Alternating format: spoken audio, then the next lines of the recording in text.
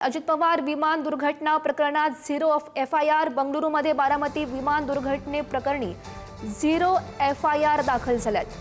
28 जानेवारी 2024 रोजी बारामती विमानतळाजवळ लिअरजेट 45 विमान कोसळलं।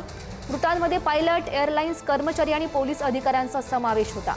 रोहित पवार यांची तक्रार आहे, अपघात नसून कट असल्याचा आरोप त्यांनी केलेला होता आणि महाराष्ट्रातील पोलीस ठाण्यात FIR नोंदवण्यास नकार दिल्याचा दावा करण्यात येतोय। याविषयी अधिकची माहिती जाणून घेऊयात। आमचे प्रतिनिधी ज्ञानेश्वर चौतमल आपल्या सोबत आहेत। ज्ञानेश्वर,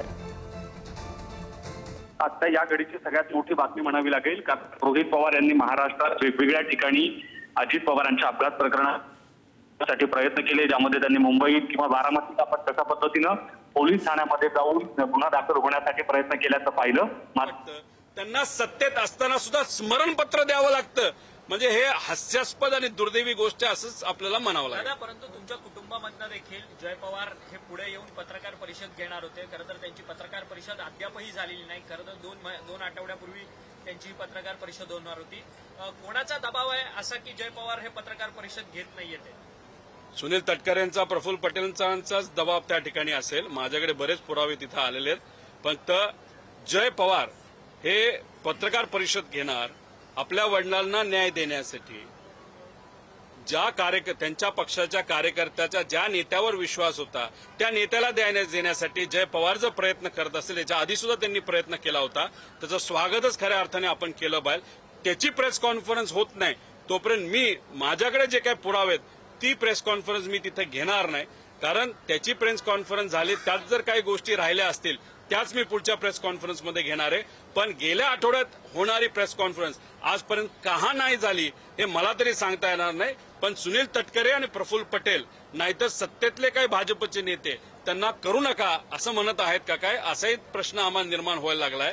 त्याची प्रेस कॉन्फरन्स इथं होत नाही आणि दादांचा FIR इकडे होत नव्हता, आम्हाला कर्नाटकात जाऊन FIR हा इथं करावा लागला। ब्लॅक बॉक्सचं नेमकं काय झालं ज्याचा तपासासाठी अमेरिकेकडे तो पाठवण्यात आल्याची माहिती दिलेली होती, मात्र आता त्याचं काय झालं? कित्येक महिने उलटलेले आहेत। प्रफुल्ल पटेलांना वाटतच नसेल की हा तपास योग्य दिशेने त्या ठिकाणी जावा। कुठेही अमेरिकेला ब्लॅक बॉक्स दिला गेला नाही, हा भारतातच आहे, पण त्या बाबतीत कुठंच काय नाही झालं। त्याचं कारण हे सगळे जे आजी माजी अधिकारी आहेत ते प्रफुल्ल पटेलांच्या ओळखीचे अधिकारी आहेत आणि जे महाशय, जे नेते, जे तर पुन्हा एकदा प्रतिनिधी ज्ञानेश्वर चौतमल यांच्याकडे जाऊयात।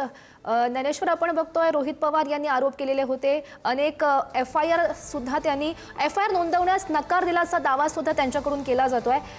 अधिकच्या अपडेट्स या सगळ्या संदर्भातल्या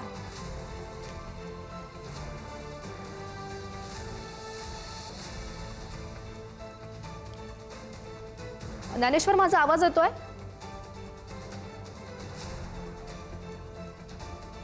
तर काही तांत्रिक कारणास्तव ज्ञानेश्वर यांच्यापर्यंत आपला आवाज पोहोचत नाहीये, मात्र महत्त्वाची ही अपडेट म्हणावी लागेल। महाराष्ट्रातील पोलीस ठाण्यांनी FIR नोंदवण्यास नकार दिल्याचा दावा हा रोहित पवार यांनी केलेला आहे।